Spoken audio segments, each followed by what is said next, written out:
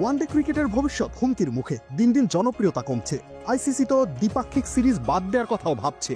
এর মধ্যেই মঈন আলী আরেকবার মনে করিয়ে দিলেন ওয়ানডে ক্রিকেটের মৃতপ্রায় জীবনের কথা। সেই সাথে তিনি দায়ী করলেন আইসিসিকে। তার মতে আইসিসির গোয়ার তুমির কারণেই হারিয়ে যাবে ঐতিহ্যবাহী এই ফরম্যাট। 2019 ওয়ানডে বিশ্বকাপ জয়ী দলের সদস্য ছিলেন এই অলরাউন্ডার। আহামরি না হলেও ব্যাটে বলে পারফর্ম করেছেন, কিন্তু এরপর আর স্থায়ী হতে পারেননি স্কোয়াডে। চ্যাম্পিয়ন্স ট্রফিতেও ছিলেন না তিনি। সম্প্রতি একটি সাক্ষাৎকারে এই বাঁহাতি বলেন, ওয়ানডে ফরম্যাট প্রায় মরেই গিয়েছে। বিশ্বকাপ বা চ্যাম্পিয়ন্স ট্রফি ছাড়া এটার কোনো আবেদন নেই।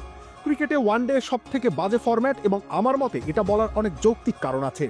আইসিসির নিয়মগুলো কেমন যেন, ফিল্ড রেস্ট্রিকশনের কারণে বোলাররা চাপে থাকে। ব্যাটাররা আজকাল 60-70 গড়ে রান করছে এ কারণেই।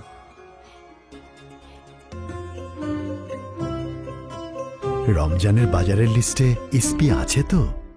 মঈন আরো বলেন, ধরুন আপনি বল করছেন, যখনই ব্যাটারকে চাপে ফেলবেন সে হয়তো একটা রিভার্স সুইপ খেলবে।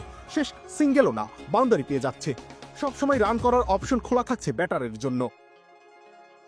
এছাড়া 2টা নতুন বল ব্যবহার নিয়ে তিনি বলেন, 2টা নতুন বল ব্যবহার করতে হয় এখন। রিভার্স সুইংটাই দেখাই যায় না। পুরনো বলে শট খেলার সামর্থ্য প্রয়োজন হয় না। সব বলই ব্যাটে সুন্দরভাবে আসছে আর আলতো টোকায় রান পাওয়া যাচ্ছে। এসব কারণে 50 ওভারের সংস্করণ হারিয়ে যাবে। আবার অকাল অবসরের ব্যাপারে এই ইংলিশ তারকা বলেন, ফ্রাঞ্চাইজি ক্রিকেট টাকা নিয়ে বসে আছে, তারা টাকা ঢালতে প্রস্তুত। মানুষের পক্ষে এমন প্রস্তাবে না করা কঠিন। অনেকেই আছে যারা লিগ খেলার জন্য আগামী কয়েক বছরের মধ্যে আন্তর্জাতিক ক্রিকেট থেকে অবসর নিয়ে ফেলবে। রবিউল ইসলাম রনি, খেলা ৭১।